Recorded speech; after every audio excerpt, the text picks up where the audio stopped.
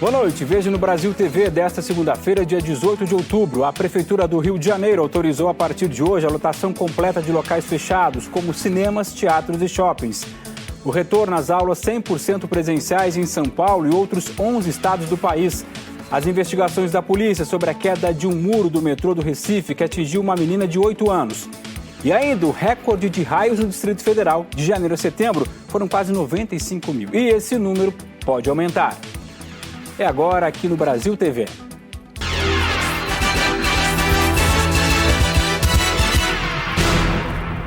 A partir de hoje, teatros, cinemas, shoppings e eventos podem voltar a funcionar com lotação máxima na cidade do Rio de Janeiro. A Prefeitura decidiu flexibilizar as regras de combate à pandemia. Mas preste atenção, o uso das máscaras é obrigatório em todo o município. Sem cadeiras afastadas, sem vagas contadas. A partir de agora, é lotação completa.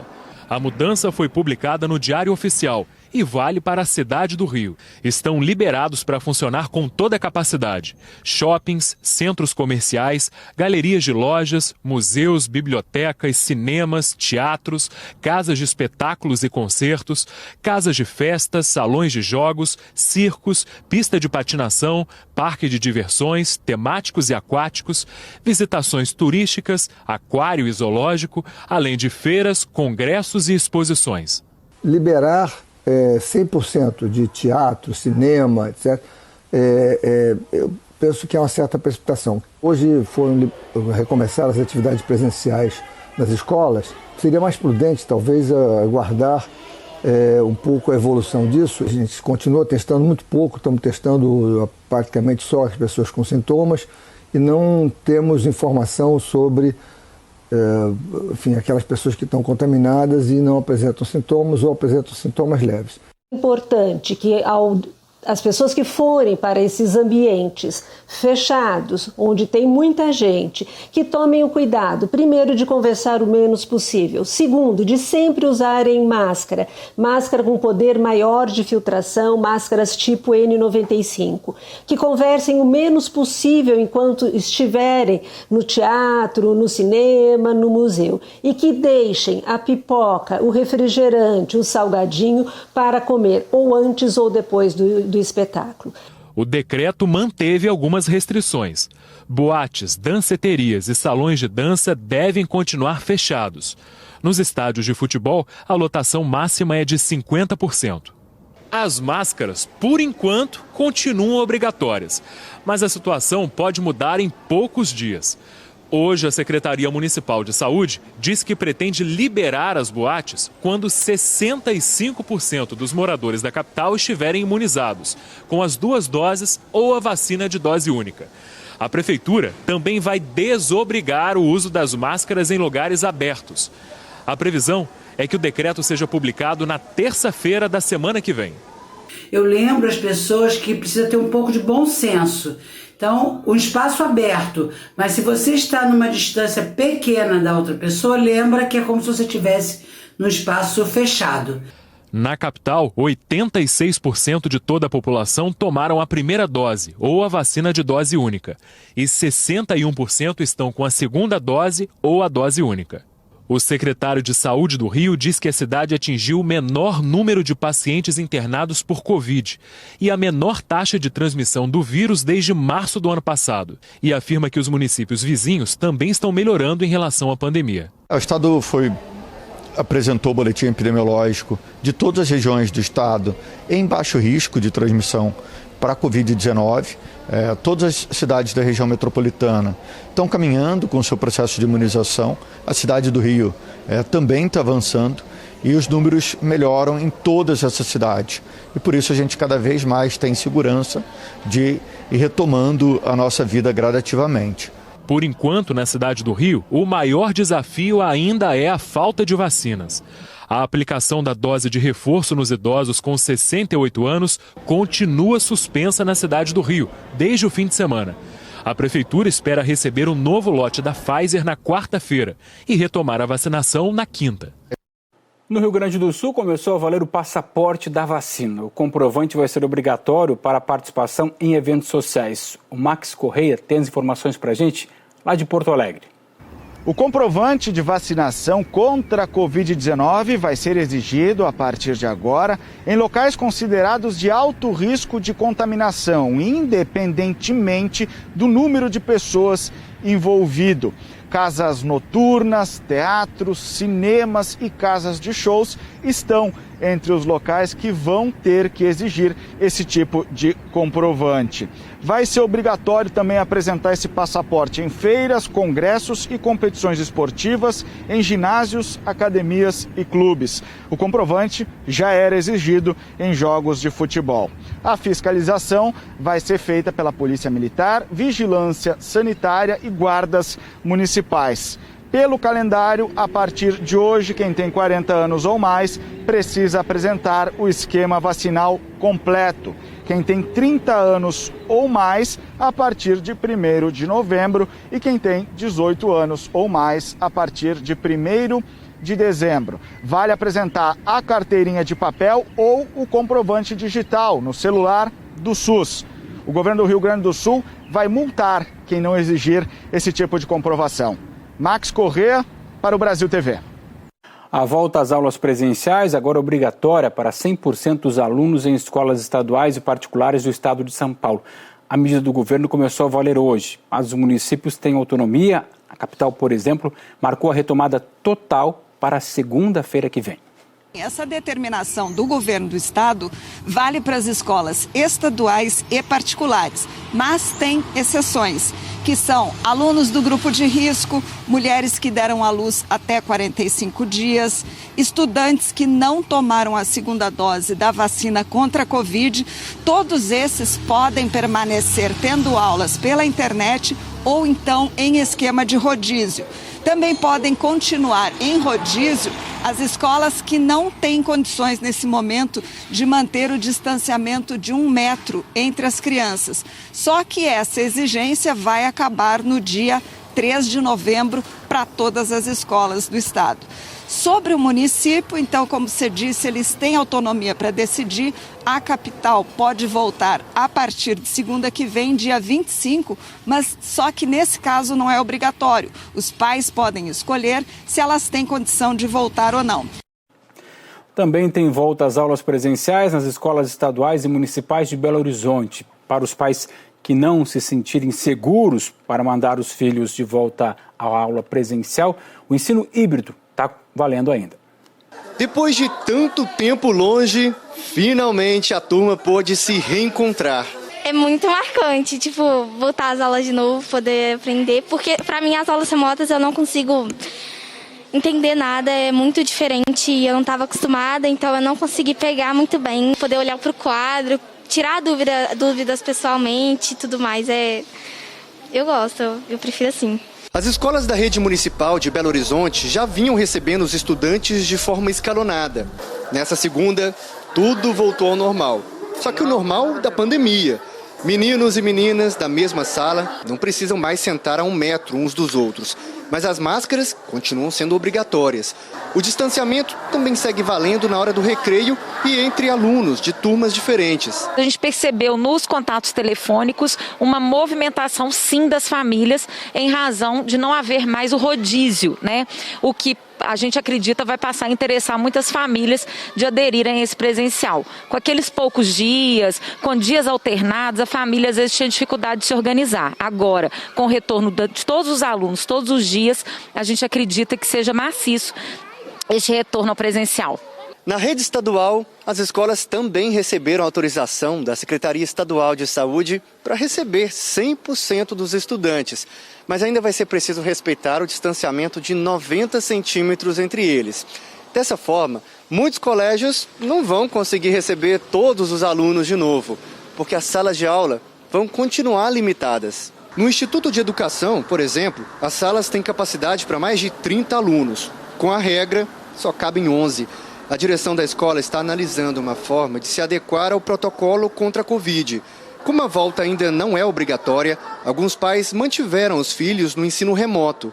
Por isso, apesar da flexibilização, o Estado também vai continuar com o modelo híbrido.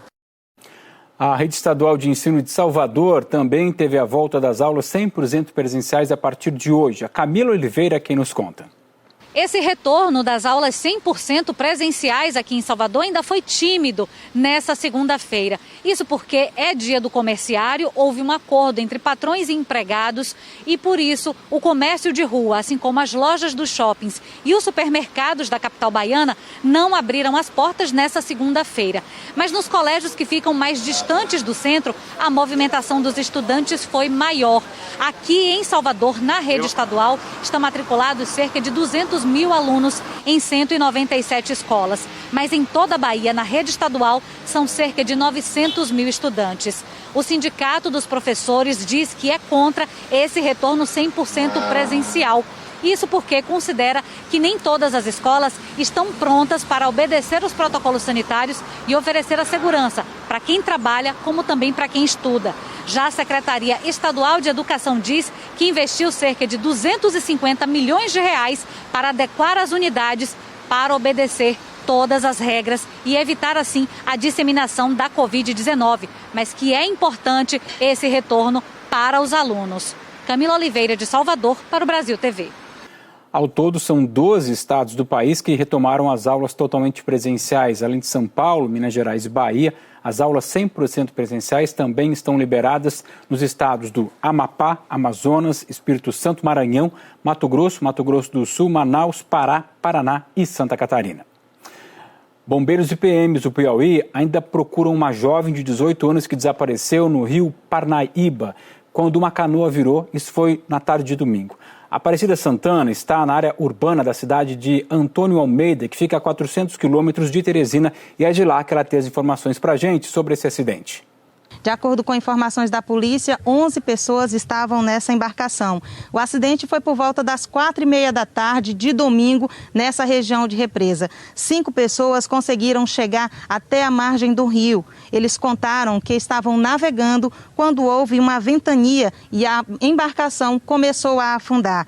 5 pessoas, entre elas uma criança de 5 anos, desapareceram nas águas. Pescadores e bombeiros participaram das buscas e hoje foram encontrados os corpos de 3 mulheres e da criança de 5 anos. Uma jovem, de 18 anos continua desaparecida. Segundo testemunhas, ontem a mãe da criança já estava perto. Ela conseguiu sair da embarcação e já estava bem próximo da margem, mas ao perceber que a filha não havia sido socorrida, a mulher retornou e desapareceu nas águas. Então ela não conseguiu salvar a filha. O corpo da mãe e da filha chegaram agora há pouco aqui a essa unidade de saúde do município de Antônio Almeida. A perícia está investigando aí a possibilidade, a suspeita de superlotação da embarcação e também se as pessoas estavam usando o equipamento de salva-vidas. O local onde aconteceu o acidente fica na zona rural do município de Antônio Almeida, a cerca de 400 quilômetros de Teresina. É uma região de represa, existem por lá muitas plantas aquáticas e os pescadores que estavam auxiliando nessas buscas acreditam que isso tenha dificultado o trabalho para encontrar os corpos. Agora eles permanecem nas buscas para encontrar o corpo desta jovem de 18 anos. Os pescadores acreditam que possa estar por baixo, submerso, próximo a essas plantas aquáticas. Um homem morreu e outro ficou ferido depois de uma perseguição em alta velocidade na rodovia Presidente Dutra, no Rio de Janeiro. Eles estavam num carro com diversos tipos de armamentos. Esse carro acabou batendo depois de trocar tiros com a polícia. Fuzil, espingarda, pistolas, granadas e munição de vários calibres. O arsenal contava também com bombas de fabricação caseira, além de uma tornozeleira eletrônica e até um machado. O armamento estava dentro desse Jeep Compass roubado, que ficou destruído depois de bater na mureta da Via Dutra, na altura do Jardim América. Várias peças do veículo ficaram espalhadas na pista. Os ocupantes do carro tinham recebido ordem de parada da Polícia Rodoviária Federal por volta das 4h30 da madrugada, mas não obedeceram e foram perseguidos. Houve troca de tiros e logo depois a batida. A gente acordou, mó barulhada, escutamos o barulho da batida do carro. Aí quando deu umas 5 e pouco eu levantei pra ver, aí tava a polícia aqui já. Durante o tiroteio com os policiais rodoviários federais, um dos bandidos tentou escapar em direção à favela do Dique. Ele não conseguiu e, ferido, morreu aqui na pista de dentro. Baleado, o outro suspeito foi levado para o Hospital da Posse, em Nova Iguaçu. Segundo os policiais rodoviários federais, os 2 bandidos que estavam no carro são da favela da Maré e teriam participado na semana passada de um assalto a uma casa lotérica no sul do estado. Câmeras de segurança registraram a ação dos bandidos na cidade de Porto Real, próximo a Resende. Pelo menos 3 homens com armas de grosso calibre participaram do roubo. Um deles usava até um colete. Nessa foto, um criminoso aparece com a camisa da Polícia Civil, rendendo um homem. A Polícia Civil também esteve no local e fez uma perícia. Logo depois, o jipe foi rebocado. O caso é investigado pela Delegacia de Homicídios da capital. No Recife, a polícia está investigando o que provocou a queda de um muro do metrô que acabou atingindo uma menina de 8 anos. Isso foi no sábado. A menina está internada com várias fraturas e, segundo os médicos, o estado de saúde da criança é gravíssimo. A Camila Torres tem essas informações para a gente.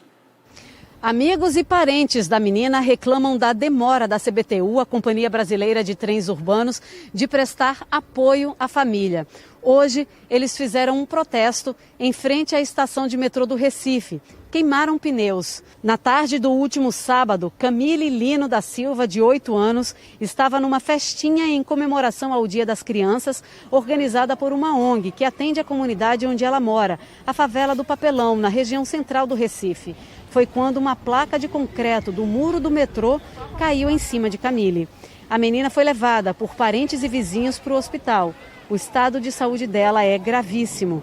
A menina teve várias fraturas pelo corpo e passou por uma cirurgia no quadril no sábado. Está internada na UTI e respira com a ajuda de aparelhos. Técnicos da CBTU substituíram a placa de concreto que caiu sobre a menina por um pedaço de madeira. Em nota, a CBTU lamentou o ocorrido e informou que está apurando as causas do acidente. Disse que os 71 quilômetros de vias eletrificadas do metrô do Recife possuem muro que passam por vistoria e reparos periodicamente, inclusive por causa de vandalismo. Disse também que representantes da companhia foram ao hospital prestar apoio à família da menina. A Polícia Civil de Pernambuco abriu inquérito para apurar o caso.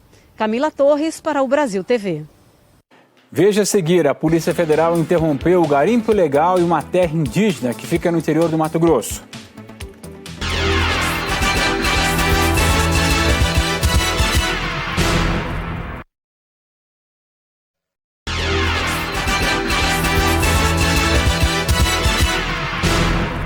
Brasil TV de volta, a gente fala de uma operação da Polícia Federal em Mato Grosso que interrompeu o garimpo ilegal em uma terra indígena que fica no interior do estado. A PF agora está investigando quem está por trás, dando dinheiro e montando essa estrutura para a extração do ouro. Em um mês, foi a segunda vez que a Polícia Federal, em parceria com o IBAMA e a FUNAI, destruiu garimpos ilegais na terra indígena Sararé, no município de Pontes e Lacerda, no oeste de Mato Grosso, a cerca de 450 quilômetros de Cuiabá. Na primeira fase da operação Alfeu 3, uma pessoa foi presa em flagrante tentando retirar maquinário ilegal dentro da terra indígena. O objetivo da operação é inutilizar toda a estrutura do garimpo ilegal. Todos os responsáveis já foram identificados. Para tentar dificultar o trabalho dos agentes, os criminosos jogam na água muitos dos equipamentos usados no garimpo ilegal ou usam tecido de camuflagem para cobrir máquinas grandes no meio da mata, para atrapalhar a visibilidade das fiscalizações aéreas. Nas duas fases da Operação Alfeu 3, os criminosos foram surpreendidos ainda no escuro da madrugada. Os agentes da PF, do IBAMA e da FUNAI destruíram 27 pás carregadeiras e mais de 100 motores usados no garimpo. Em cada motor desse tem 5 garimpeiros aproximadamente. E tem uma pessoa que se intitula como dono do motor. Ou seja, tem pequenas lideranças que por sua vez, subcontratam garimpeiros. Com mais de 500 pessoas. São várias pessoas agredindo ao mesmo tempo lá o patrimônio da União e o meio ambiente. Desde 2019, o IBAMA fiscaliza a área da terra indígena Sararé. São pelo menos 3 garimpos ilegais na região. Os crimes cometidos são extração ilegal de minérios e usurpação de bens da União. Mas o garimpo ilegal tem outros crimes associados, como porte ilegal de armas e desmatamento. A área destruída pelo garimpo é de mais de 1.500 hectares. Imagens de satélite mostram como a atividade ilegal avançou sobre a vegetação de março até agora. Traz uma série de prejuízos, tendo em vista que são ações aí que não são autorizadas, não são licenciadas. Então, assim, a consequência ao meio ambiente são consequências graves, tendo em vista essa importância aí que a gente dá nas ações de fiscalização nesse tipo de atividade ilegal. De janeiro a setembro deste ano, caíram 94.223 raios lá no Distrito Federal, um aumento de quase 480% em relação ao mesmo período do ano passado. Isso de acordo com um grupo de eletricidade atmosférica do Instituto Nacional de Pesquisas Espaciais. A ocorrência desses fenômenos, inclusive, deve aumentar na primavera. E sabe de quem é a culpa? Do Laninha. Está lembrado que é um Laninha, né? Aquele fenômeno natural que faz com que as águas fiquem mais frias e a evaporação diminua. Isso modifica a circulação atmosférica e no mundo inteiro tem essa mesma ocorrência. Vamos entender um pouco melhor esse fenômeno aqui no Brasil, pelo menos, na reportagem do Arthur Bernardi. A chuva forte do fim de semana alagou o restaurante comunitário de Planaltina. A água atingiu o tornozelo dos funcionários e frequentadores. Ficou tudo alagado. Em São Sebastião, a chuva também provocou muitos estragos nesse domingo. A casa da dona Elma ficou alagada. Ela mora na Rua 13. Depois da tempestade, a família toda usou baldes para tirar a água de dentro da casa.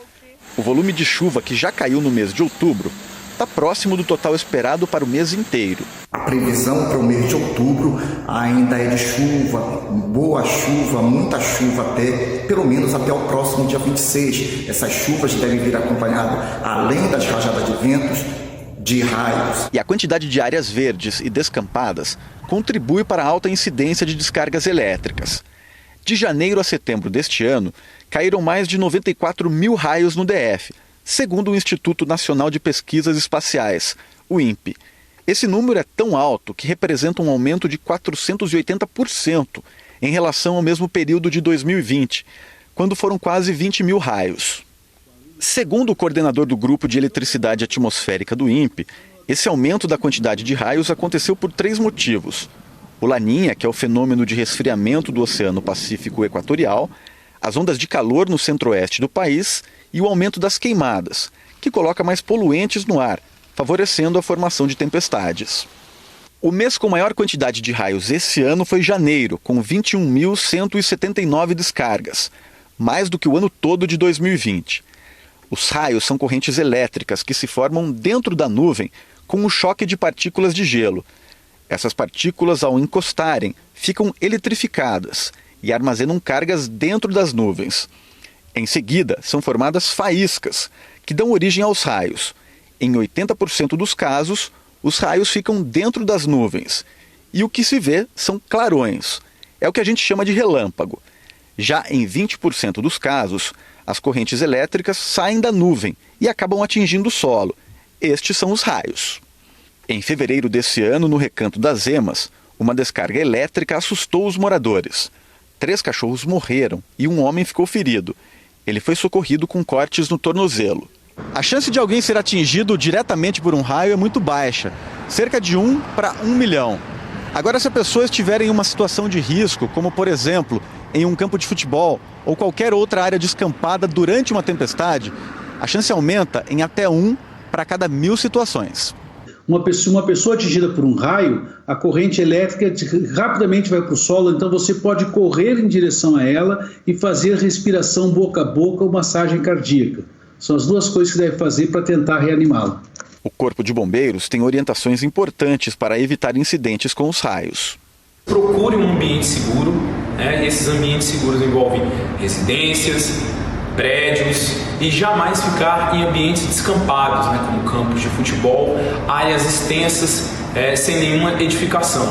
Não deve-se ficar debaixo de árvores, né? Principalmente árvores isoladas, que são bons condutores de eletricidade. O Brasil TV fica por aqui, te lembrando que o Jornal Nacional começa às 8h30 pelo horário de Brasília. Para você, uma ótima noite e até amanhã.